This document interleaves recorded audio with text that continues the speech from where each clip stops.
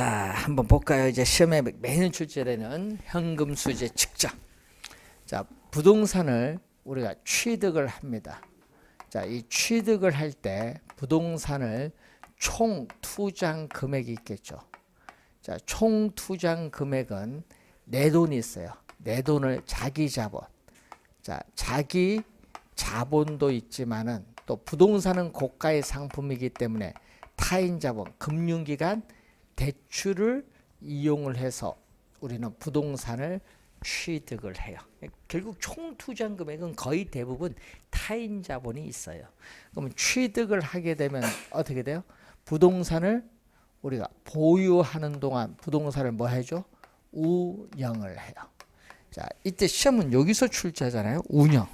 자, 부동산을 운영을 하는데 이 운영, 영업에 따르는 현금 흐름을 계산을 해야 돼.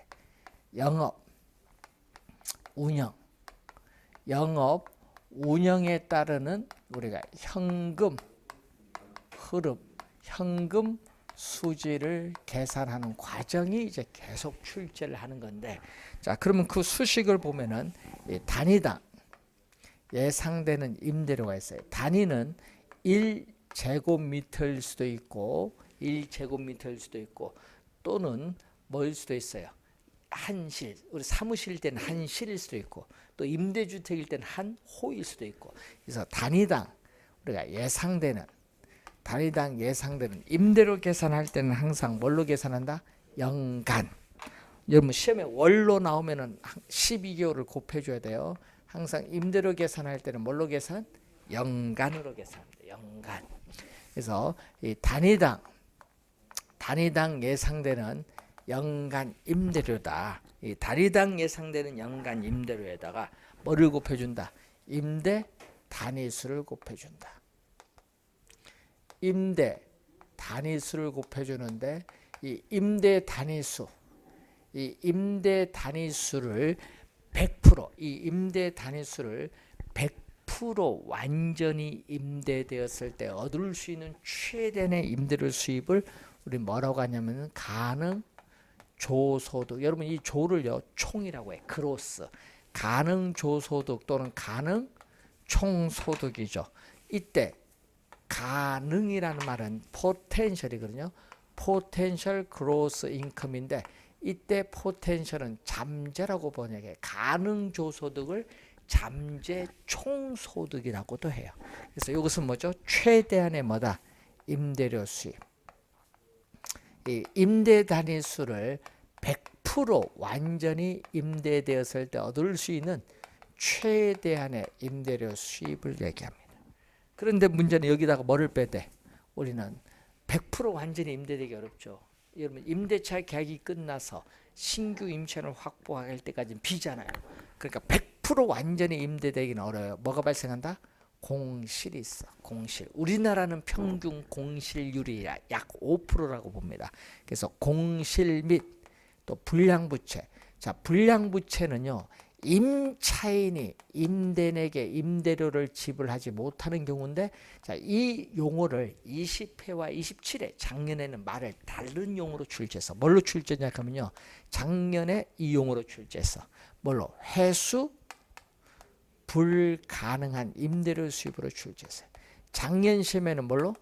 회수 불가능한 임대료 수입으로 출제했어요. 작년 시험에 20회, 27회 말을 바꿔서 임차인이 임대인에게 임대료를 지불하지 못하는 경우니까 회수 자체가 뭐다?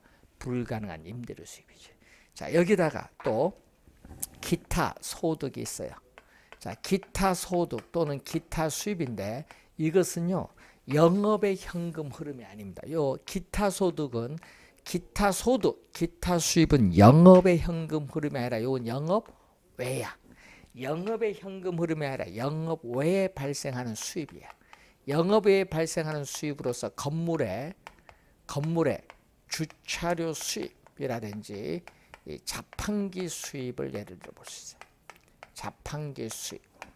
이걸 더해주면은 이제 공실을 감안한 임대료 수입, 공실을 감안한 임대료 수입을 유효 조소득이야. 이펙티브 그로스 인컴이라고 해. 요거는 공시를 감안한 임대료 수입. 자, 요것도 조죠. 조는 총입니다. 그래서 조는 몇 가지 있어요? 2개. 조는 몇 개 있다? 2개. 가능조소득, 유효조소득 2개 있어요. 조는 2개. 가능조소득, 유효조소득. 자, 여기다가 여러분 이제 조소득은 뭐죠? 공시를 고려한 임대료 수입입니다. 그럼 임대료 수입이 이제 들어왔죠? 들어오면 이제 뭐를 빼야 돼? 여러분 임대주택 본인이 가지고 있다. 그럼 수입 들어왔어. 그럼 뭐를 빼줘야 돼? 비용 빼야 하잖아요. 여러분 임대주택 유지하는 비용이 있을 거 아니에요. 그럼 비용은 빼야지. 그 비용이 바로 뭐예요? 전문 용어로 비용이 어떻게 그래요? 부동산을 운영하고 유지하는 데 드는 비용, 영업 경비를 빼줘야지. 영업 경비를 우리는 운영하는 데 드는 비용이에요. 여기에 대표적으로 시험에 작년 20회 27회 정답 물었어. 그 뭐를 물었다? 정답. 재산세를 물었다. 여러분 소득세는 포함되지 않고 뭐는 포함된다? 재산세 포함된다. 이걸 계속 묻는 거예요. 소득세는 포함되지 않고 재산세는 포함된다. 꼭 기억해야 됩니다. 재산세 그리고 건물에 있어서 뭐죠? 우리는 소멸성 보험료인 건물의 화재 보험료 그리고 각종 유지비, 관리비, 수선비, 각종 수수료 또 여러분 우리나라에서 교통유발 부담금 제일 많이 내는 건물이요. 롯데 쇼핑이야. 그래서 이러한 부담금, 각종 부담금 또 부동산 관리 회사형 관리가 이루어지면 관리인에 대한 봉급 요걸 빼주면은 이제 뭐가 나오느냐? 순영업소득, 순수익이 나오는 거죠. 순영업소득을 우리는 줄여서 순수익 또는 순소득이라고 해. 순수익, 순소득 요걸 네트 아프레이트 인컴이라고 하죠. 순영업소득을 순수익, 순소득인데 여기서 주의해야 될 거는 또 영업경비에는 부동산 사용에 따라 소모되는 부동산 자체의 감가상각비라든지 감가상각비 또 소유자 관리인 봉급은 포함되지만 소유자 봉급은 포함되지 않아요. 그리고 또 개인적인 업무 비용 자, 이런 것은 뭐에 포함되지 않는다? 우리는 영업경비에 포함되지 않는데 주의해야 될 건 요거 꼭 주의해야 되겠다. 감가상각비는 영업경비에 포함된다 안 된다? 안 된다. 꼭 기억을 해 두셔야 될 부분. 자, 그러면 순영업소득에서 순이 나오죠. 자, 순이 이제 나오는 거예요. 순. 자, 조순 이래 배웠죠. 자, 그리고 여기에다가 순영업소득 순수익에 뭐를 빼다 이제 여러분 순수익 구했는데 요거 타인자본 대출금에 대한 부채는 갚아야지. 여러분 순수익에서 부채 갚아야 돼. 자, 우선 비용 지출하고 부채 갚아야 돼. 부채가 뭐죠? 대출금에 대한 부채를 갚아야 돼. 부채 서비스액. 부채 서비스액을 우린 다른 말로 원리금 상환액. 부채 서비스액을 다른 말로 원리금 상환액을 뭐라고 하죠? 원리금 상환액을 원금 상환액에 뭐를 대준다? 원금에다가 이자를 대준 거. 요걸 부채 이제 갚았어. 부채를 갚으면 이제 세금을 납부하기 전 세전 현금 수지 또는 세전 현금 흐름이 나오죠. 세전 현금 수지, 세전 현금 흐름이 나와요. 자, 그러면 세전이잖아요. 그럼 이제 세전 여기서 전이 오거든요. 세전 세금을 납부하기 전이니까 세금을 납부해야 돼. 부동산 영업에 따른 뭐를 소득세. 그래서 소득세는 경비에 포함 안 돼요. 소득세를 납부했더니 이제 뭐가 나온다. 소득세를 납부했더니 세후 현금 수지, 세후 뭐다? 현금 흐름이 나오는 거죠. 이것을 뭐라고 한다? ATCF다. 세후 현금 수지가 나온다. 여기서 후. 그래서 여러분이 조순전후 기억해. 조순전후는 빨간 거 돈 들어오는 거고요. 마이너스는 돈이 나가는 겁니다. 이걸 잘 보고요. 여기서는 뭐죠? 암기할 때 마이너스 나갈 때는 공, 공영 부영에 나가는 거는 돈 나가는 공영 부영. 자, 그러면은 조수는 뭐를 대상으로 해? 여러분, 조수는요 총 투자액을 기준해. 자, 여러분이 부동산 취득하는데 이 총 투자 금액을 기준해. 조수는. 그럼 전후는 뭐냐? 자, 여러분, 순 영업소득에서 대출금에 대한 원리금 상환액을 지불하기 때문에 요게 빠져. 원리금 상환액 지불하니까 그럼 자기 자본만 남거든요. 그럼 전후는 자기 자본만 남아. 그래서 요건 자기 자본을 다른 말로 지분 투자액이 자기 자본이죠. 그래서 조수는 총 투자의 기준, 전후는 뭐를 기준? 지분 투자의 기준. 요걸 이제 어림세법 할 때 여기 필요하거든요. 잘 이해를 해두시고 요 수식 모르면 안 돼요. 작년에 세 문제에 걸쳐서 출제했어요. 그리고 또 영업소득세 계산할 때 어떻게 나오죠? 자, 영업소득 계산할 때 순 영업소득에서 자 15년 지나서 가정용 주방용 기구를 교체하고자 할 때 매년 교체하고자 하는 일정한 금액을 적립을 합니다. 이걸 뭐라고 하죠? 대체 충당금인데, 여러분 대체 충당금은 뭐가 돼요? 플러스 세금 공제의 대상이 되잖아요. 소득세 구할 때 요거 플러스는 세금 공제가 안 되는 걸 얘기해. 세금 공제가 안 되는데 여기에다가 뭐 들어간다? 마이너스는 뭐가 돼? 마이너스는 세금 공제가 되는 거.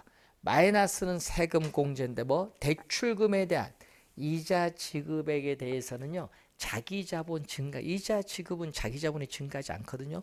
그래서 이건 세 공제가 됩니다. 그리고 또 부동산 사용에 따라 소모되는 부동산 자체의 감가상각액. 그래서 여러분 투자의 장점에서 요거 배웠잖아요. 투자의 장점은 뭐죠? 부동산 투자의 장점은 어떻게 돼? 이자 지급액과 감가상각액이 세 공제되기 때문에 세금을 절세하는 효과가 있다. 배웠죠? 세금 공제가 돼. 요 두 가지. 요 공제하면 이제 뭐가 나오죠? 과세 소득이 나오지. 과세 소득에 뭐를 영업 소득 세율을 곱해주면 이제 뭐가 나오죠? 영업에 따르는 뭐를 구할 수 있다?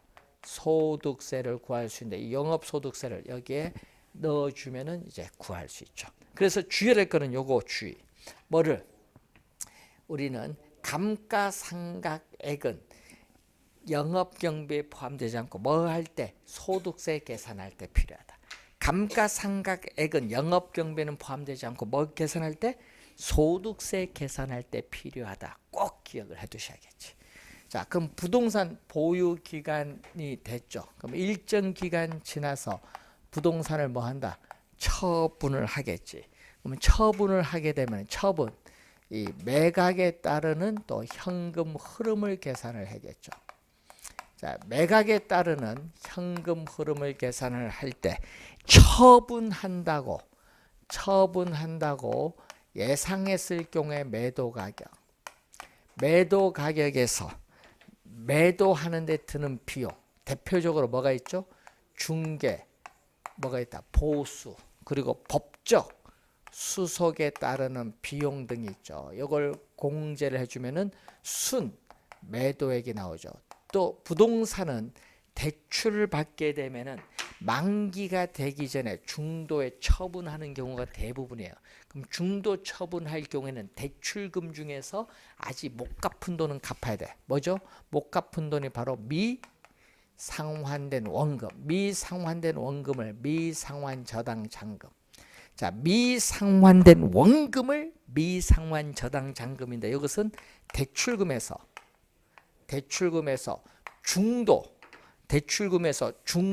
상환 시에 뭐를 곱해주면 중도 상환 시에 잔금 비율을 곱해주면은 이 미상환 저당 잔금을 구할 수 있죠. 이걸 빼면은 세금을 납부하기 전 지분 복객이 나와요. 세금을 납부하기 전 투자자에게 돌아가는 몫이 나오는데 이것을 세전 지분 복객을 세전 매각에 따르는 현금 흐름, 세전 매각에 따른 현금 흐름이 나오고 여기에 세전이니까 처분 시에 부동산 가격 상승에 따른 이득을 자본이득. 처분 시에 부동산 가격 상승에 따른 이득이 자본이득인데 여기에 세금을 납부하죠. 이 자본이득세를 우리나라에서는 뭐라고 하냐면 양도소득세라고 해. 양도소득세를 납부하면 뭐가 나온다? 세후 뭐가 돼? 지분 복귀. 세전 매각에 따르는 현금 흐름이 되겠죠. 여러분 저 요즘에 우리 장관이 보면 장관 이제 청문회 보면요 위장전입 얘기 많이 나오는데 여러분 위장전입은요 옛날에 뭐 때문에 한자 옛날 여기 위장전입은 옛날에 합법이었어요. 옛날에 불법이 아니야.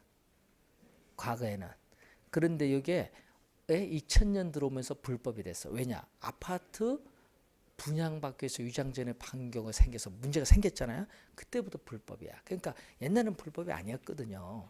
옛날에는. 그러니까 이게 2000년 이후에 들어오면서 불법으로 바뀌었는데 또 뭐가 있냐 하면요. 여러분 양도소득세가 처분 시에 처분 가격, 취득 가격 차이만큼 세금을 납부해야 되잖아요. 그렇죠? 내야 되잖아요. 양도소득세 정상적으로. 근데 이거 안 내기 위해서 또는 줄이기 위해서 뭘 한다? 불법을 하는 거야. 불법이야. 뭐? 업계약서, 다운계약서를 작성해. 불법이야. 세금 탈루하기 위한 불법적인 탈세행입니다. 그런데 그게 관행이란 게 돼요? 관행이 아니지. 아니 관행이 어디 있어? 세금 탈루하기 위해서 남이 하니까 자기도 하려고 한 거 아니에요. 그래서 여러분이 상당히 우리나라 사람 웃겨. 그 이번에 공정거래위원장 다운계약서 작성해서 했는데 탈세잖아요. 탈세했는데 그 관행이 돼요? 불법인데. 그게 말이 안 되지. 그럼 그 사람 처벌 안 하면 다 처벌할 수 있어 없어? 앞으로 다운계약서 사용한 사람 장관 처벌하는데 다른 사람 처벌할 수 있어요?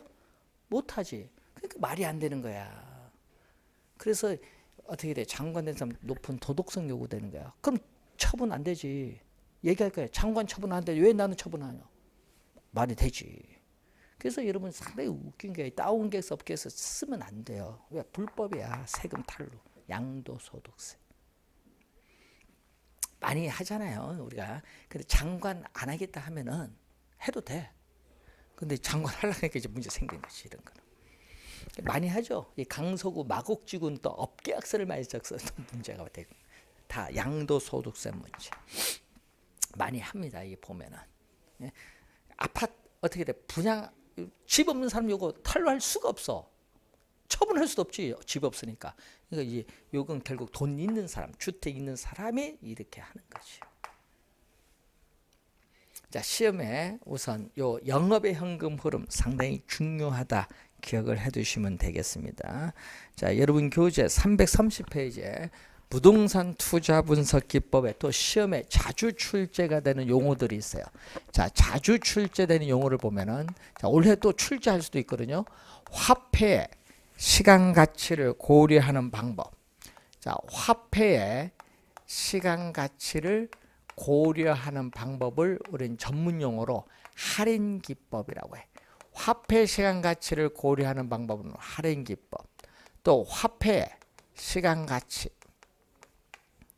자, 화폐의 시간 가치를 고려하지 않는 방법을 우리 뭐라고 하냐? 비할인 기법.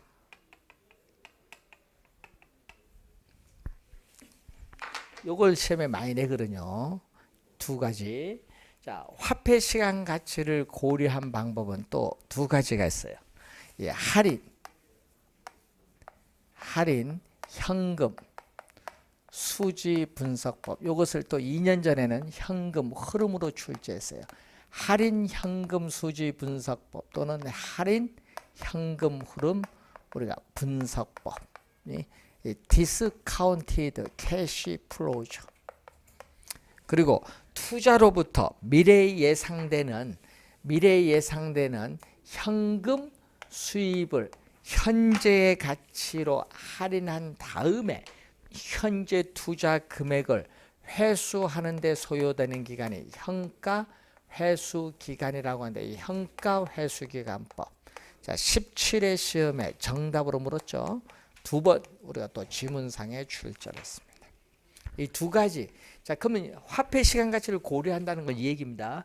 부동산 투자로부터 미래에 예상되는 현금 수입과 지출을 현재의 가치로 할인해서 투자 결정을 하는 방법이 DCF법인데, 현재 가치로 할인하면 화폐 시간 가치를 고려한 방법이에요.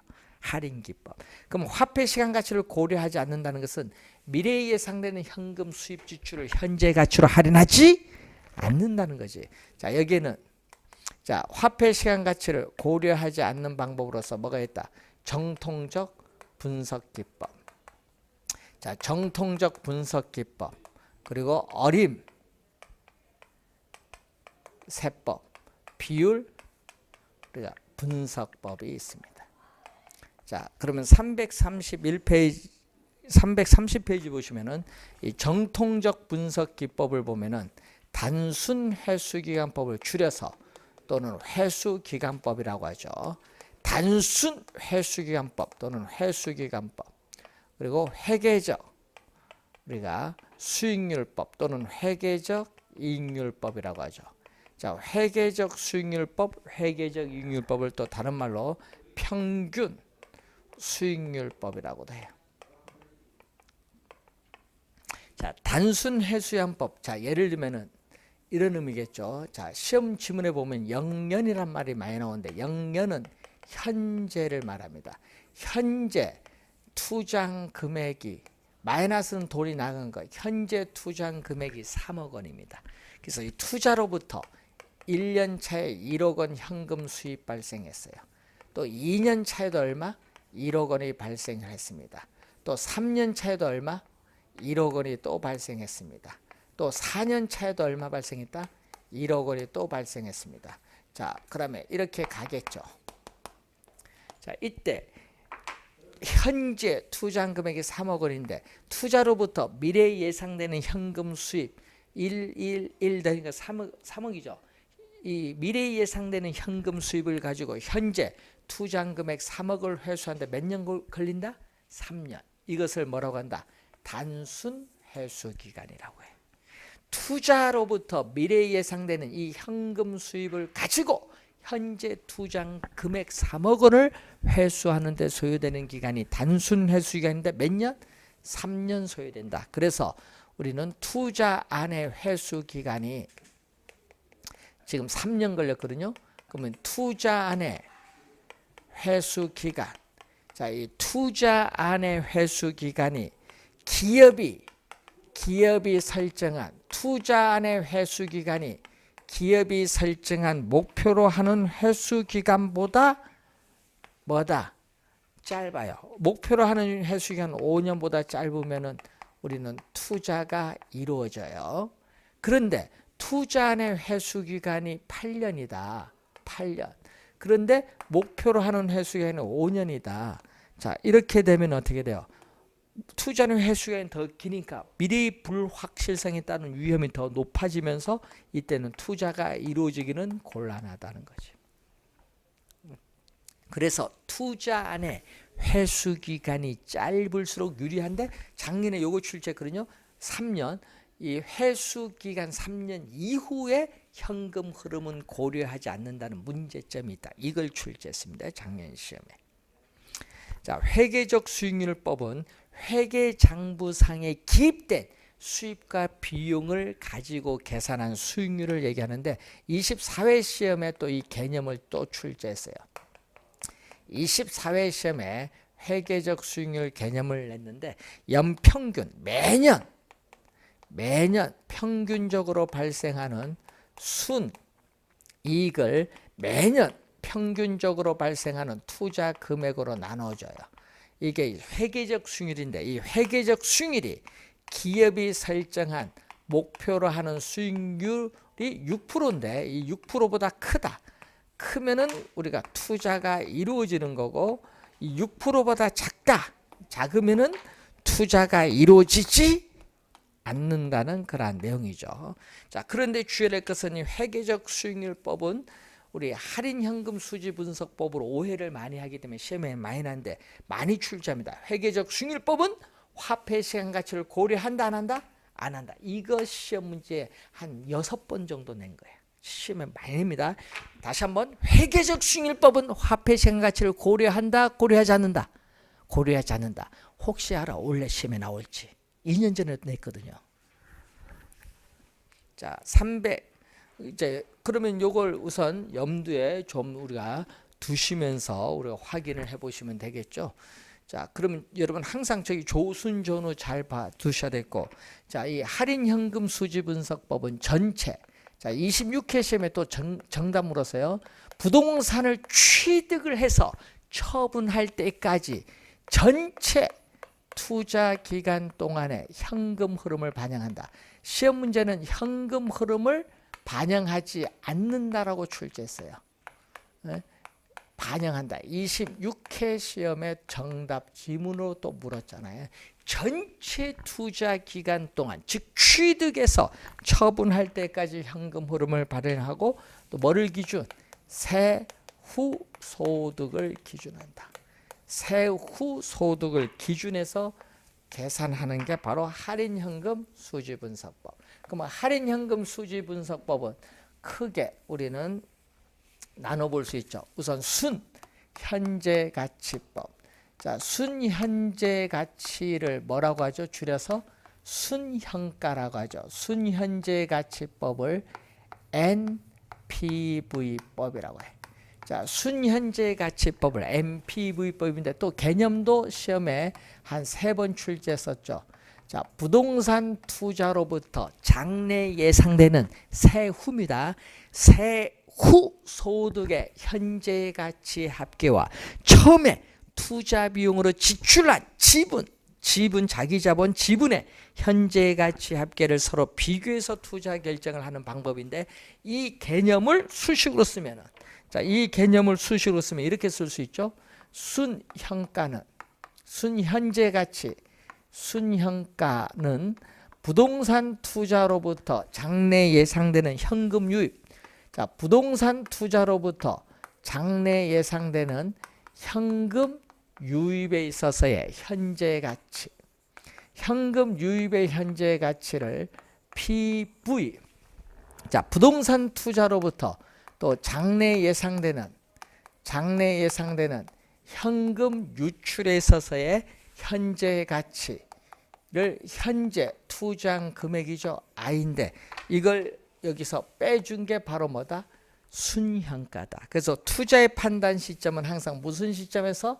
투자의 판단 시점은 현재 시점에서 하는데, 이때 이 미래에 예상되는 현금 유입을 우리는 또 수입으로 출제하기도 하고, 미래에 예상되는 현금 유출을 비용으로 또 출제를 하죠. 수입의 현가, 비용 현가인데 주의해야 될 것은 미래에 예상되는 현금 유입과 현금 유출을 현재 가치로 이렇게 할인을 해야 돼요. 현재 가치로 할인을 할 때 할인율로서 뭐를 사용한다? 요구 수익률을 사용한다. 할인율로서 자본 비용인 뭐를 사용한다? 요구 수익률을 사용하면서 요구 수익률은 투자 주체에 따라 달라질 수 있다는 겁니다. 투자 주체에 따라 달라질 수 있다. 자, 그러면은 요 개념을 잘 이해를 해 두셔야 되는데, 그래서 투자안이 하나다. 투자안이 하나일 때는 단일 투자안, 또는 한 투자안의 의사결정이 다른 투자안에 영향을 미치지 않는 것은 독립적인 투자안이죠. 자, 이럴 경우에 순 현재 가치가 0보다 크냐 작냐인데, 우리 순현가법은 뭐를 기준? 0을 기준으로 판단한다. 시험에 뭐다? 1이 아니다는 거. 자, 1이 아니라 0을 기준으로 판단하는데, 순현가가 0보다 크면은 어떻게 돼요? 현금 유입의 현가가 현금 유출의 현가보다 크기 때문에 투자가 이루어지고, 순현가가 0보다 작으면 현금 유입의 현가보다 현금 유출의 현가, 현재 투자한 금액이 크기 때문에 투자가 이루어지지 않는데, 이 현금 유출은 투자한 우리는 자기 자본, 지분 투자액을 말한다는 거죠. 자, 그러면은 자, 순현가를 계산하기 위해서는 장래에 예상되는 현금 유입과 유출을 현재 가치로 할인을 해야 구할 수 있어. 그래서 순현가를 계산하기 위해서는 사전에 미리 할인율인 요구 수익률이 결정되어진다. 왜? 결정돼야 할인을 해서 구할 수 있으니까.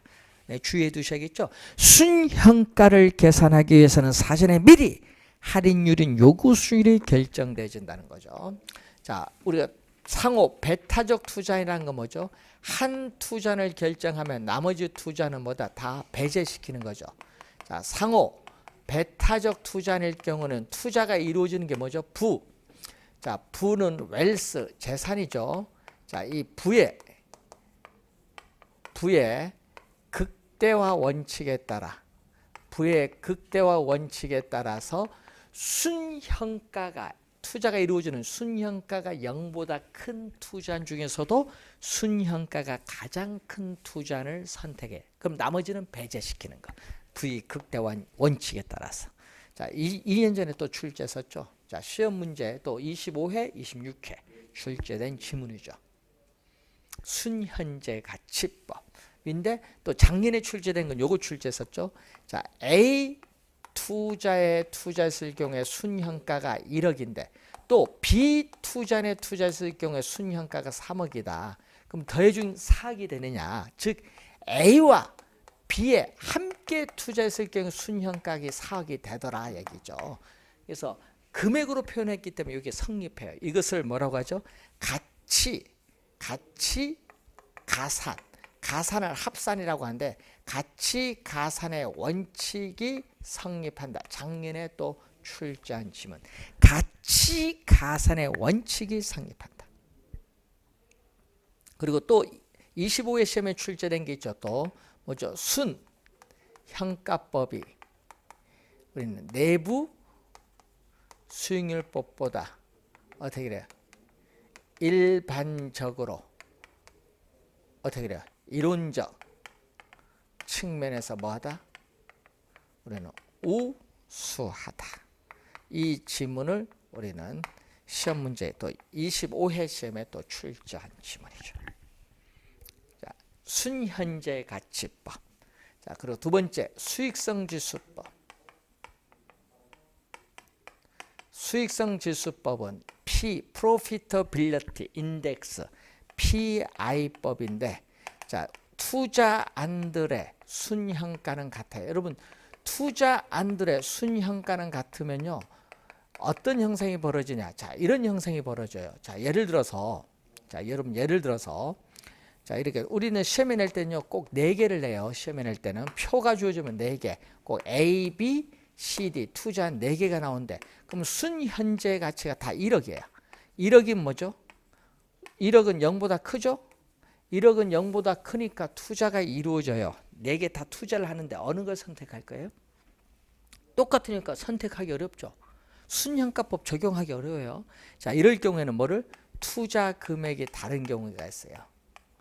투자 금액이 다른데 A는 5억 투자하고 B는 10억 투자하고 C는 15억, D는 20억 투자한다. 그러면 여러분 상식적으로 어느 걸 선택하겠어요?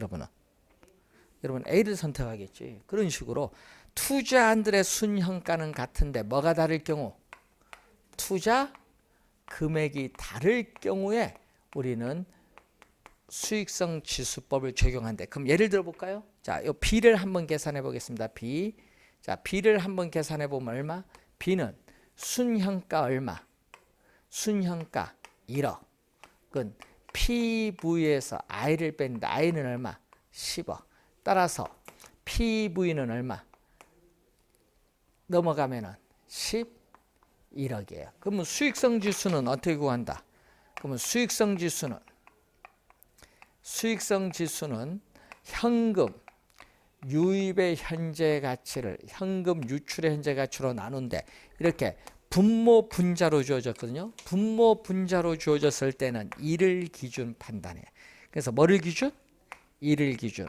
0을 기준으로 판단하는 것이 아니다. 1을 기준 판단하는데 1보다 크면은 현금 유입의 현가가 현금 유출의 현가보다 크기 때문에 투자를 채택하고 1보다 작으면은 현금 유입의 현가보다 현재 투자 금액이 많으니까 투자가 이루어지지 않는다. 그럼 여기서 PV는 수익성 지수는 얼마? PV 얼마죠? 11억을 투자금액 10억으로 나눠줬더니 얼마? 1.1이 되지. B는 1.1은 1보다 크니까 투자가 이루어진다. 이 얘기인데 이렇게 구하는 건데 그래서 이 B 투자니 A, C, D에 비해서 상대적으로 어떠한가? 그러니까 다른 투자과 비교할 때는 꼭 뭐를 쓴다? 여러분 다른 투자과 비교할 때는 꼭 무슨 거? 아까 변이계수 할 때도 상대적이란 말 썼잖아요. 상대적이란 말 꼭 들어와. 그래서 다른 투자과 비교했죠. B 투자니 다른 A, C, D와 비교했을 때 상대적으로 수익성이 어떠한가를 측정하는 지표가 바로 수익성 지수법이야. 상대적 수익성을 나타낸다는 거야. 상대적 수익성. 자, 세 번째가 뭐죠? 내부 수익률법. 자, 내부 수익률법을 우리는 IRR법인데 또 개념이 나오죠. 자, 투자에 대한 내부 수익률과 요구 수익률을 비교해서 투자 결정을 하는 방법인데 시험 문제는 또 내부 수익률 개념을 또 자주 출제를 하죠.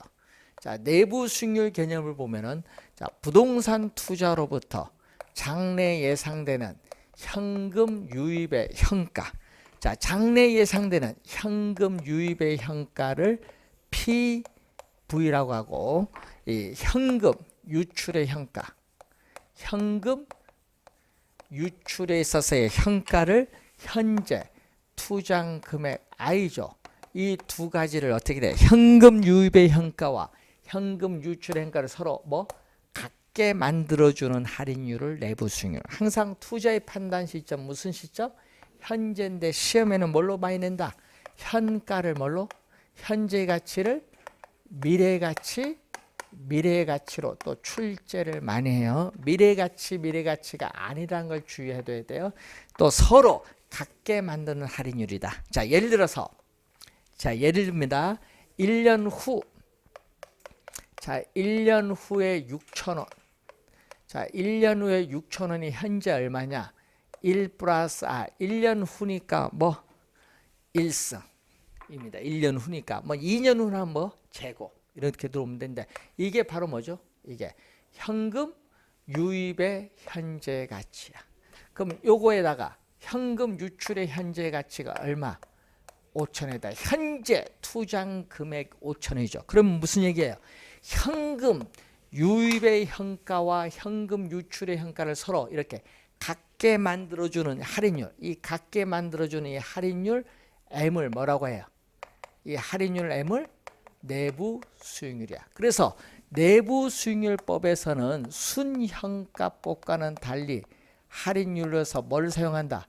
내부 수익률을 사용한다. 순현가법에서는 할인율로서 요구 수익률을 사용하고 내부 수익률법에서는 할인율로서 내부 수익률을 사용한다는 점 큰 차이점이 있습니다.